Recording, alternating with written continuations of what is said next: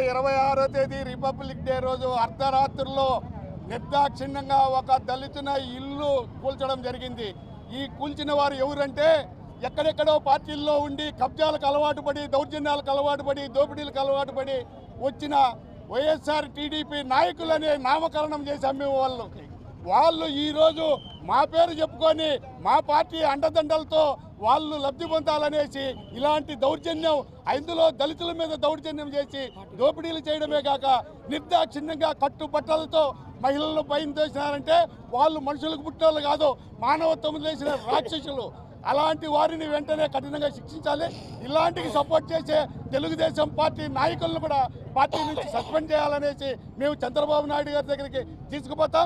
ఇక్కడ నియోజకవర్గాల్లో స్థానికంగా జరిగేది అధిష్టానానికి తెలియదు కాబట్టి మాలాంటి నాయకులందరినీ కూడగట్టి ఇక్కడ ఏమి జరిగింది ఇదంతా కూడా మా అధిష్టానానికి తెలియజేసి తగిన వాళ్ళ మీద కఠిన చర్యలు తీసుకునేదానికి కూడా మేము ప్రయత్నం చేస్తాం.